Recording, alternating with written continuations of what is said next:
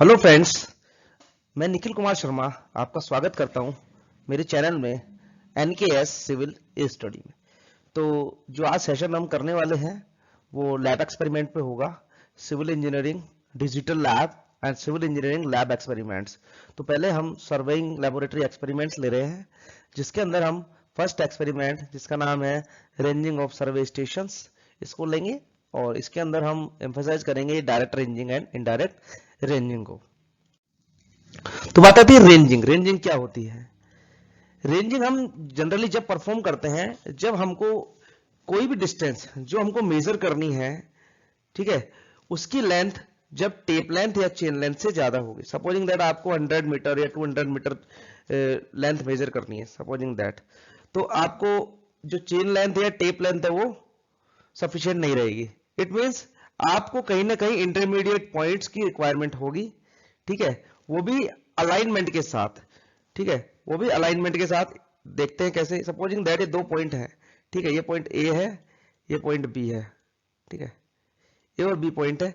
यदि आपको इन दोनों के बीच की डिस्टेंस मेजर करनी है, और यदि वो आपको पता है कि वो चेन लेंथ और टेप लेंथ से ज्यादा है, ठीक है, तो क्या आपको बीच में कहीं ना कहीं point, intermediate points setting out करने पड़ेंगे, और वो पॉइंट इनके साथ कोलिनियर होने चाहिए। वो पॉइंट इनके साथ कोलिनियर होने चाहिए।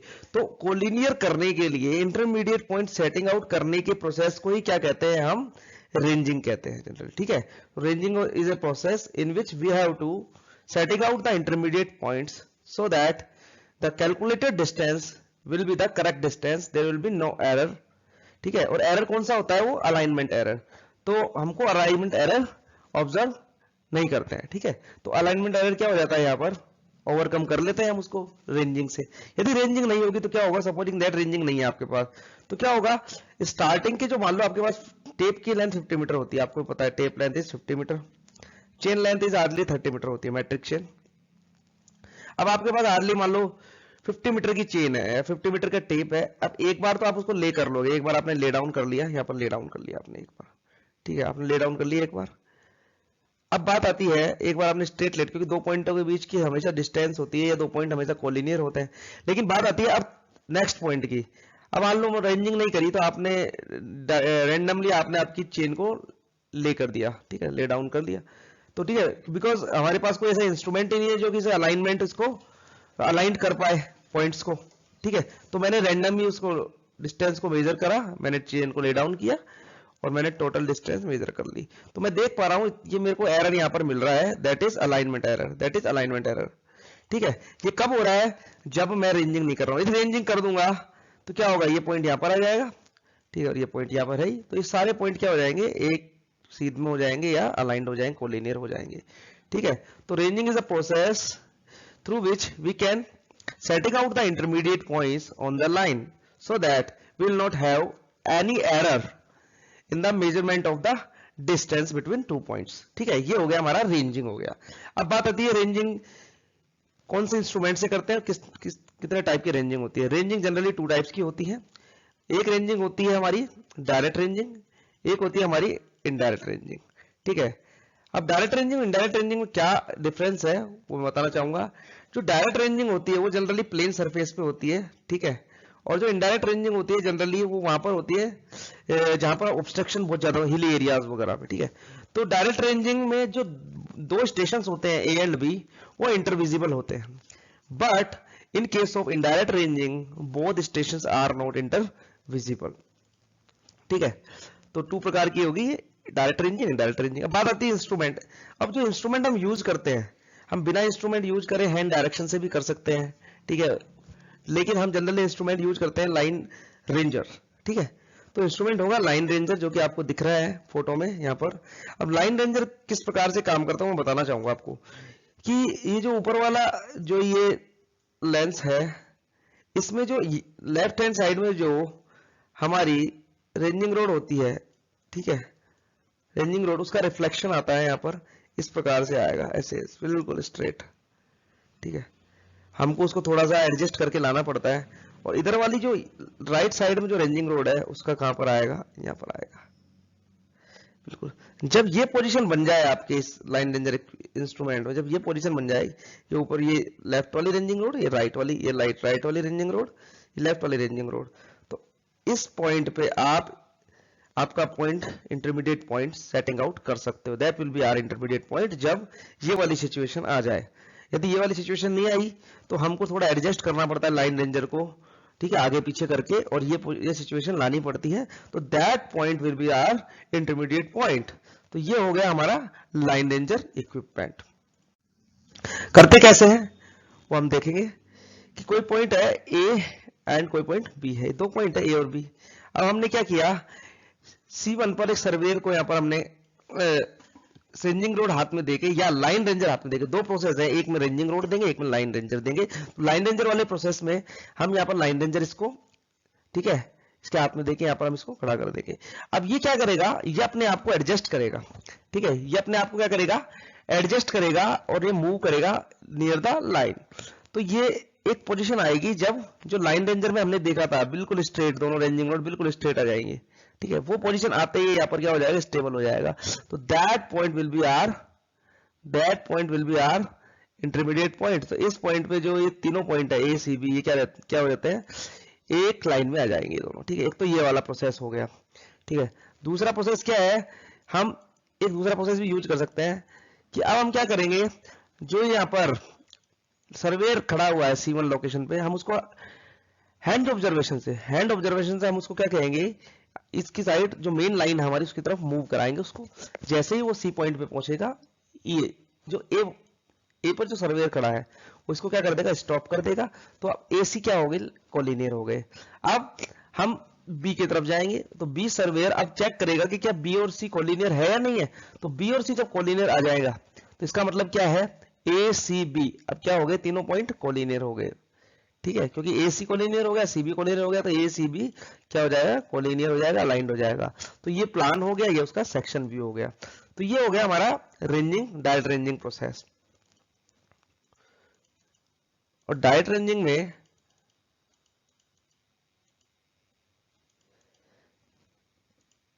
ये मैंने यहाँ पर जो थ्योरी अपन ने यहाँ पर अभी मैंने एक्सप्लेन किया, सारी थ्योरी मैंने यहाँ पर लिख दी। अब इसको हम वीडियो की हेल्प से भी हम इसको समझ सकते हैं। Two ranging rods are fixed at station points A and B. A surveyor standing behind station A sights the ranging rod B.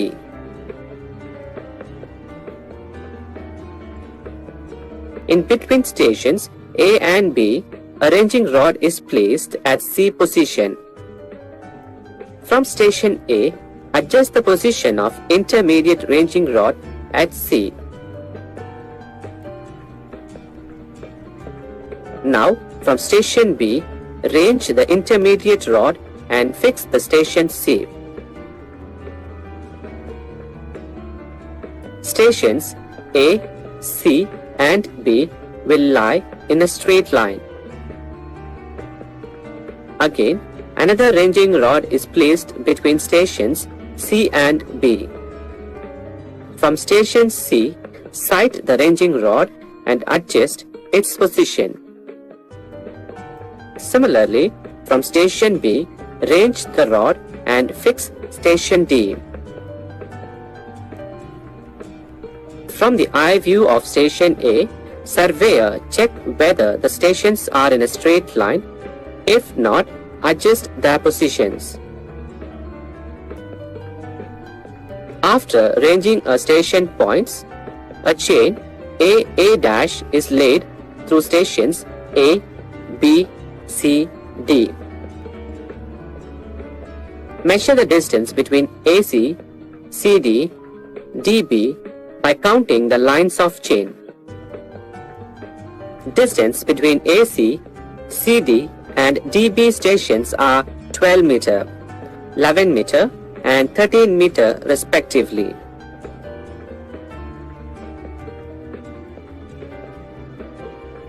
Overall length of station AB is 36 meter. Note down the values in field book. अब second जो point आता है वो आता है indirect ranging. अब indirect ranging क्यों करते हैं? इनडायरेक्ट रेंजिंग हम इसलिए करते हैं कि जो दो स्टेशन एंड स्टेशन हैं दे आर नॉट इंटरविजिबल, वो इंटरविजिबल नहीं है, ठीक है, इसलिए हम करते हैं। तो इसमें क्या होता है, due to the intervening ground A station A and B are not intervisible. तो इसमें क्या करते हैं, हम दो पॉइंट लेते हैं इस प्रकार से। तो मैं एक बार थोड़ा डायग्राम बनाना चाहूंगा यहाँ। तो यहाँ पर मान लो एक रेंजिंग रोड मैंने यहाँ लगा दी और एक रेंजिंग रोड मैंने यहाँ लगा दी। अब मैं एम और एन दो पॉइंट इस प्रकार से लूंगा कि जो ये ए पॉइंट है, ये बी पॉइंट है।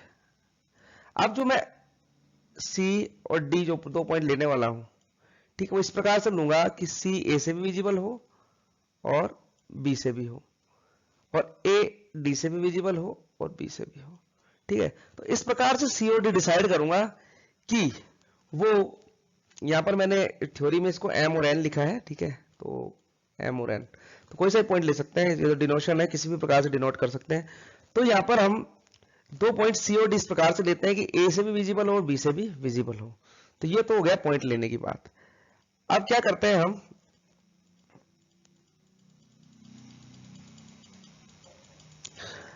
अब हम कोई भी एक रैंडम पोजीशन, अब हम कोई भी एक रैंडम पोजीशन जो कि हमने इंटरमीडिएट पॉइंट्स के लिए बीच में ली है, सी और डी या एम और एन जो भी होगा, वो हम मार्क कर लेंगे, जो कि अभी मैं डायग्राम में आपको बताने वाला हूं, ठीक है।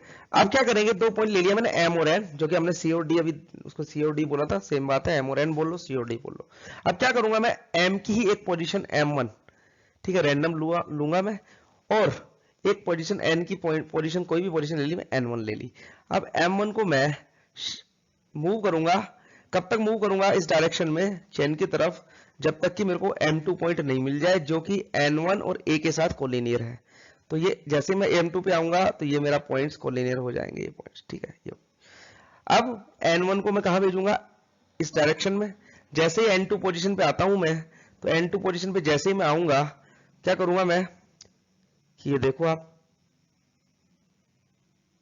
B N2 और M2 कोलिनियर हो जाएंगे। अब क्या करूंगा मैं, अब M2 को M3 तक ले जाऊंगा। जैसे ही मैं M3 पे आता हूं तो मैं देखता हूं A, M3 और N2 एक कोलिनियर हो जाएंगे, अलाइंड हो जाएंगे। अब मैं N2 को N3 पे ले जाऊंगा। अब मैं देखूंगा B, N3 और M3 एक लाइन में आ जाएंगे। अब मैं M3 को M4 पे ले जाऊंगा, फिर मैं देखूंगा A, M4 और N3 एक लाइन पे जाएंगे, फिर मैं N3 को N4 पे ले जाऊंगा। ये प्रोसेस चलता रहेगा कब तक, जब तक A, M, N, B एक लाइन में ना आ जाते हैं। जब तक ये एक लाइन में नहीं आ जाएंगे तब तक चलता रहेगा। उसके बाद मैं इनके बीच की डिस्टेंस मेजर कर लूंगा चेन की हेल्प से या टेप की हेल्प से, और इनको मैं क्या कर दूंगा, ऐड कर दूंगा। ऐड करने के बाद मेरे को ए से बी के बीच की डिस्टेंस इजीली मिल जाएगी, ठीक है। ये हो गया मेरा प्रोसेस इनडायरेक्ट रेंजिंग का। अब इसको वीडियो की हेल्प से भी मैं समझने की कोशिश करता हूँ। Let us fix the station A and station B. Station A and B are not intervisible to each other due to interranging high ground. Select two intermediate points C and D such that from each point both A and B are visible. Range station C from station B and adjust station D to new position D dash lies in straight line of BD-C. Similarly, range the station D dash from station A and move station C to new position C dash lies in a straight line of AC dash D dash. Again, range the station C dash from station B and move station D dash to new position of D double dash which lies in straight line of BD double dash C dash. Similarly, range the station D double dash from station A and adjust station C dash to the new position of C double dash which lies in straight line of AC double dash D double dash. Now range station C double dash from station B and move station D double dash to the new position of D triple dash lies in the line of BD triple dash C double dash. By successive ranging and adjusting the station points, the desired straight line AC double dash D triple dash B is obtained. Measure the distance between the station points. Length between station AC double dash is 60 meter. Length between station C double dash D triple dash is 45 meter. Length between station D triple dash B is 34 meter. Distance between the station AB is 139 meters. अब होता है कई बार ranging के बीच में obstacles आ जाते हैं, क्योंकि ranging के बीच में कैसे रहेंगे कि हम रेंजिंग तो शायद हम रेंजिंग भी नहीं कर पाएंगे बिकॉज ऑफ ऑब्स्टेकल्स, और चैन को भी ले नहीं कर पाएंगे, ठीक है। तो उसके चक्कर में क्या होता है, हम डिस्टेंस मेजर नहीं कर पाते, चाहे बीच में हमारे ट्रीज आ गए, ठीक है, बुशेज आ गए, रिवर्स आ गई, लैंड आ सकती, लेक आ सकती है, पॉन्ड आ सकता है, कुछ भी आ सकता है। तो इसके कारण मैं मेरी चैन को ले नहीं कर पाऊंगा, ठीक है। तो क्या करता हूं मैं कि जहां तक मैं चैन को ले कर पा रहा हूं वहां तक मैं इजीली कर लूंगा, ठीक है। सपोज करो ए से ई तक मैं कर पा रहा हूं, तो ए से ई तक मैंने कर दिया।